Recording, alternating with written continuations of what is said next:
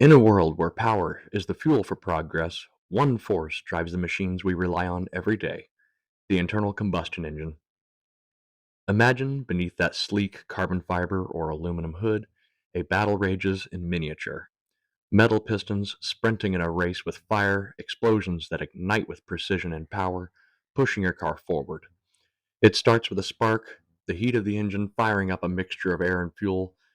That spark ignites the gas, creating a burst of energy so powerful it forces the piston down in a millisecond. This energy is transferred through the crankshaft, turning rotational force into the speed that you are needing. A never ending cycle: intake, compression, power, exhaust, repeating like the rhythm of a symphony. And just like that, your car, truck, anything roars to life, fueling your journey forward. Starting here at the bottom of the motor, what we've got is a crankshaft that runs all the way through. The crankshaft itself has offset areas. Those are holding the connecting rods. Now, above the connecting rods are where the pistons live. This motion here takes the up and down force of a piston and turns it into rotational.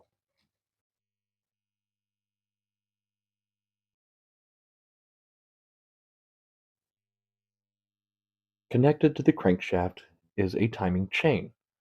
Some motors have a chain, some motors are gear to gear. Nonetheless, it is always a two turns of the crank to make one turn of the most important part, I think, of it all: the brain of the engine, which is right here. This is where the camshaft lives. It parallels the crankshaft and also has little offset pieces on it called lobes. These lobes, as shown in the gray, are pushing up and down on the white pieces here, which in an engine are called lifters. Some are solid, some are hydraulic. The lobes themselves on the cam are slightly offset, and what they do when they go around, they actually turn the lifters, and that's just to alleviate premature wear. Roller lifters do not do this as they have a wheel that rides on the lobes, but this here is called a flat tappet.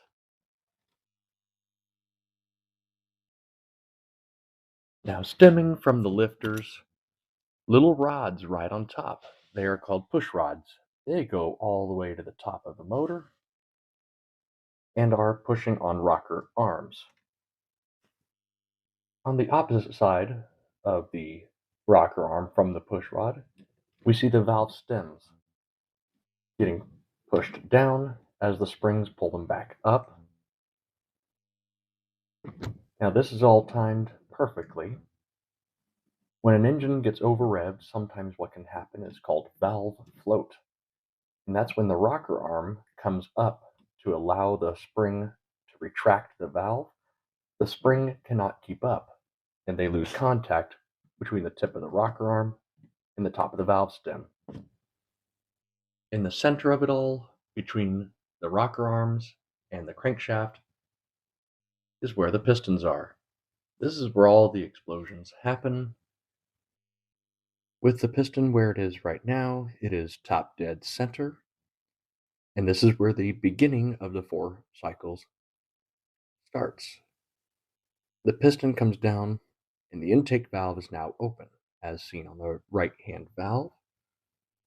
Once the cylinder hits the bottom of its stroke, it starts to come up. Both the intake and exhaust valves are closed with the air fuel mixture inside. The piston comes up and squeezes it. That's compression. Ignition happens once it reaches top dead center again.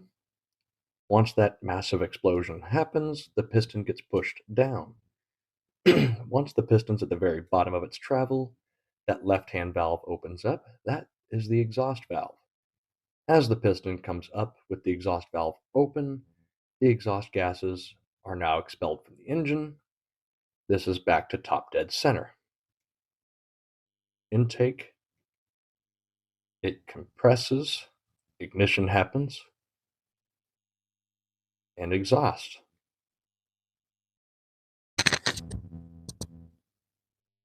Typically attached to the camshaft is a distributor. Inside this distributor is the rotor, which is as seen as this little black piece here. The distributor cap covers this area.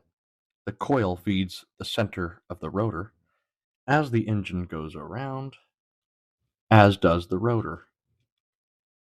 What this rotor does is takes its constant spark from the ignition coil and sends it around in circles here. And let's just assume that there are two spark plugs in this two-cylinder motor, each spark plug connected to each side of this wheel.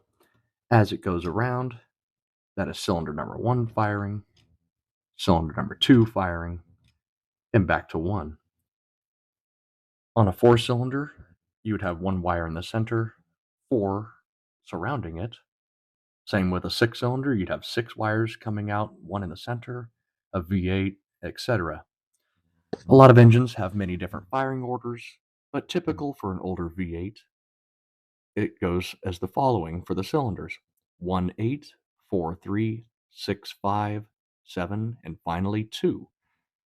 Many inline 6-cylinders, they are always 1, 5, 3, 6, 2, 4, but many engines can have varying firing orders. Now, at the rate that this is happening is right around 400 RPM, which is about half of a typical idling engine. All of this perfectly timed, and this is about half the speed your engine is at idle. A lot of engines have a red line of 6,000, some even 10,000. And this is all happening inside